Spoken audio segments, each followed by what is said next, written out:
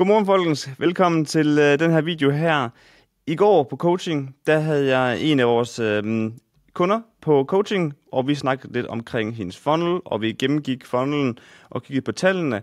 Og det var egentlig gået okay med hendes funnel. Hun havde cirka en ROAS på 3,7, og det var ligesom det, vi skulle snakke om, det her med, okay, hvordan kan vi forbedre ROAS'en? Fordi at når det er, vi har en ROAS på 3,7, og bare lige for en god undskyld, ROAS, det er, hver gang du smider 1 krone igen, hvor mange penge får du så ud igen? Det vil så sige, at hver gang hun smed 1 krone i Facebook-annoncer, jamen så fik hun 3,7 ud igen.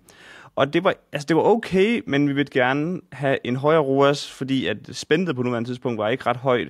Og det er okay at have en ROAS på 4, hvis man bruger for eksempel 40.000 om måneden på annoncer. Men hun brugte kun de her 3-5.000, så derfor der vil vi egentlig gerne se en noget højere ROAS, end det var, vi skalerede annoncerne. Og det hun solgte, det var, at hun solgte et hypnoseforløb med fokus på at kontrollere og styre ens sukkertrang. Og hun havde rigtig stor, altså det gik rigtig fint med at få folk til at tilmelde sig til webinars, og få folk til at give deres e-mail og alle de her ting, og egentlig også booke samtaler. Og af dem, der bookede samtaler, der var egentlig også nogen, der valgte at købe. Og jeg kom ligesom frem til, at jeg synes, at for at vi fikset den her funnel her, og gjorde, at hun tjente mere, det var at hæve prisen på hendes forløb. Fordi på nuværende tidspunkt, der koster hendes forløb nemlig kun 19,95, hvilket er en virkelig, virkelig lav pris for et forløb i min optik, specielt når det er, at man kigger på alle de her fordele, som så er på det, hun så sælger af hendes forløb, fordi det, hun gjorde dem i stand til, det var ligesom, at hun hjalp den med at slippe af med de her cravings her, altså når man går om aftenen og lige har lyst til at snakke lidt, man lige brug for at lige tage lidt sødt ned fra skuffen af, ikke også? Altså de her cravings her, den hjælper med at fjerne via hypnose. Mange, de har rigtig dårlig samvittighed, eller får det rigtig dårligt over at spise slik. Man kan ikke lade være, og det er oftest, altså ikke nødvendigvis det at spise slikket, det er der giver en ondt i maven. Det er mere det mentale i, at man faktisk ikke har lyst til at spise slikket, men man ender med at gøre det alligevel. Og så den sidste ting, det er, at som hun sagde, mange af hendes klienter, eller tidligere klienter, de sagde, at de havde den her følelse af, at det rent faktisk var maden, der styrede dem. Altså de gik og havde sådan nærmest abstinenser efter at få noget at spise hele tiden, selvom de ikke rigtig var sulten. Og alle de her ting her, det var ligesom det, hun hjalp folk af med. Altså så hun hjalp med at fjerne de her ting via hypnose. Så det var, at man lige pludselig ikke fik de her cravings her, og at man stoppede med at spise slik, så man ikke længere fik det dårligt med sig selv, og at man ikke længere følte, at maden den var i kontrol. Og det her, det kostede altså kun 19,95 kroner, ikke? Og så sagde jeg, hvis vi nu bare lige hæver prisen til 4.995, jamen, så vil vi næsten med garanti have en meget højere ROAS, og den her difference, det er jo kun 3.000 kroner, og det kommer ikke til at være specielt meget sværere at sælge noget til 5.000 end til 2.000. Og vi snakkede sådan lidt frem og tilbage, og hun sagde, nej, jeg ved sgu ikke rigtigt, og jeg synes, det er mange penge. 5.000 kroner for den ydelse, der er, den ydelse, der er, jeg tilbyder, og hvad mit forløb rent faktisk gør for folk. Og jeg stod sådan igen, det gør for folk. Og så kiggede jeg igen, så ridser sådan op for hende. Altså stopper folks cravings, det gør, at de ikke længere får det dårligt med sig selv, fordi de ikke går og spiser slik hele tiden, og de føler ikke længere, at mad kontrollerer dem. Og det føler du ikke, det er penge værd. Nej, men og sådan. Og så, jeg kunne slet ikke forstå, at hun ikke kunne se værdien i det, hun solgte. I hvert fald til en værdi, der var langt højere end 1995. Og så sagde jeg sådan, okay, hvad koster din sofa? Og jeg ved godt, det lyder lidt underligt, ikke også? Men så sagde hun sådan, det kan jeg ikke rigtig lige huske, men det er jo den her, nok kostet en 6.000 eller sådan noget. Og så sagde jeg sådan, okay, den her sofa her, det er den, min kæreste har tækket bedt om, at vi skulle købe hjemme til os, hjemme til vores hjem, og vi købte den så også på tilbud, og kom af med de her 8.000 kroner. Hvad tror du, fordelen er ved en sofa? Du kan sidde i den.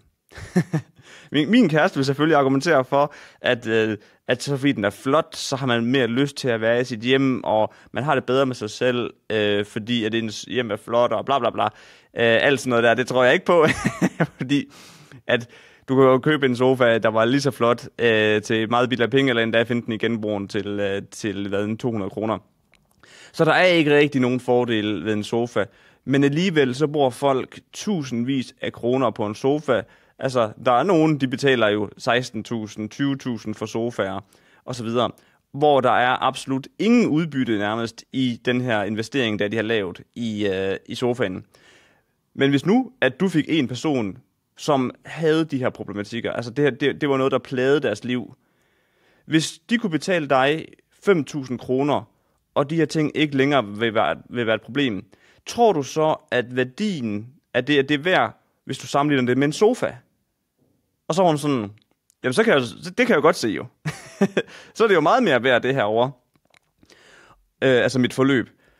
Fordi at når det er, du har lært, at folk at gøre det her en gang, jamen så kan de gøre det resten af deres liv. Altså, fordi de får ligesom redskaberne og værktøjerne til at kunne hypnotisere sig selv, eller kontrollere deres tanker, så det er de her ting, de ligesom forsvinder. Og det er jo meget mere værd end 5.000. Altså, jeg vil jo argumentere for, at det her det er minimum var 20.000 kroner værd.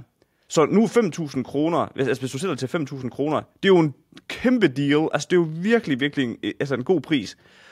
Og hun begyndte at indse, at jamen, det kan jeg sgu godt se, at okay, 5.000, det kan jeg godt tage, og wow, det er jo faktisk billigt, når det er, du sammenligner det med en sofa på den måde. Jeg tror godt, jeg kan tage 5.000 kroner. Og det, der et eller andet sted skete, det var, at jeg fik hende til at se værdien fra en anden frame, end hun gør på nuværende tidspunkt. Fordi det, der ofte sker, når det er, vi sælger til folk, det er, at potentielle kunder, de står herude, og så kigger de herover på dit prisskilt. Bum. Så der er det et prisskilt. Og oftest, så ser de det heroverfra, og i det her tilfælde, så hun det faktisk fra den side herover som køberen. Og så hun så egentlig bare prisen og syntes, det var dyrt. Men hvor vi ofte selv står herover, hvis det er, vi nu mener, at vores produkt er meget værd, og kigger på det med helt andre øjne, fra en helt anden vinkel. Og det et eller andet sted handler om, når det er, vi laver markedsføring og laver salg, det er at tage folk, der står heroverfra, og så flytte dem over, og så få dem til at se tingene fra vores perspektiv. Fordi hvis det er, at du taler til en, der døjer med de her problemer, ikke også, hernede, og du får dem til at indse, at det koster kun 5.000 kroner, sammenlignet med en sofa, som nogle gange koster 16.000 kroner. Er det så det værd? Så flytter vi dem herover, og så ser de lige pludselig prisen på en helt anden måde, og kan se, at det her det er en vanvittig god deal. Okay?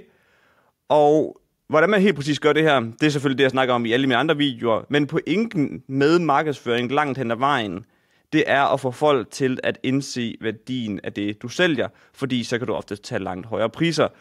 Og dengang vi ligesom rendte tallene igennem fra hendes funnel, hvor vi så i et hypotetisk scenarie solgte noget til 5.000, og vi bare antog, at vi havde samme lukkerate, samme tilmelding til webinar og sådan noget, fordi det vil selvfølgelig ikke påvirke, og mængden af folk, der bookede møder, det vil også forblive den samme. At så vil ROAS'en jo nærmest, den vil over doble, så havde vi lige pludselig en ROAS på 8, og så havde vi masser af rum til at bruge langt flere penge på annoncer, og kunne skalere hendes forretning, så det var, at hun rent faktisk kunne opnå den omsætning, det var, hun ønskede for sig selv. Og et eller andet sted, så det hele, det startede bare med at finde ud af, at hæve prisen, og få hende til at tro på, at hun rent faktisk kunne tage den her pris her. Fordi nu her, jeg vil stadig argumentere for, at 4.995 kroner, det er stadig er vanvittigt billigt for et forløb. Det er, der hjælper folk af med deres cravings, gør, at de får det bedre med sig selv, fordi det er, at de ikke længere spiser så meget slik. Altså, de får det mentalt bedre, og de ikke føler, at maden den styrer dem. Okay? Jeg håber også, at I ligesom kan få det med her, at min entusiasme måske smitter af på jer, og I også begynder at indse, at hey, det her det er sgu en god deal, hvis det bare man sad med de her problemer hernede, ikke også? Men oftest og langt hen ad vejen, så er det fordi, vi kigger på det herover og vi kigger på det i sammenligning med en sofa.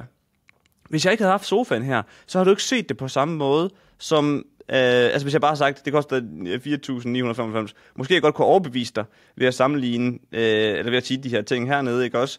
Hvor du godt kunne se, okay, det er 4.500 kroner værd. Men når man så lige sammenligner med en sofa, altså, så er den her værdi lige pludselig meget, meget mere værd.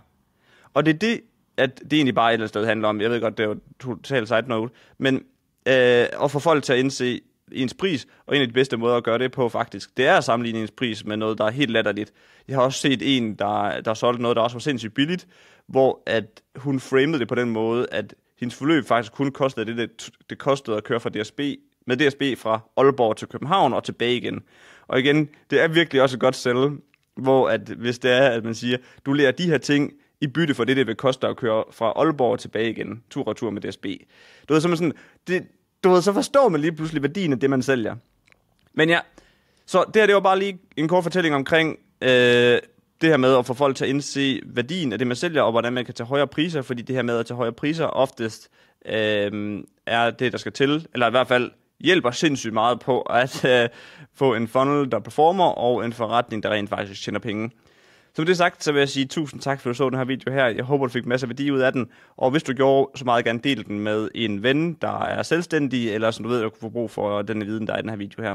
Men med det sagt, så vil jeg sige tusind tak for nu. Vi ses i en anden video. Hej!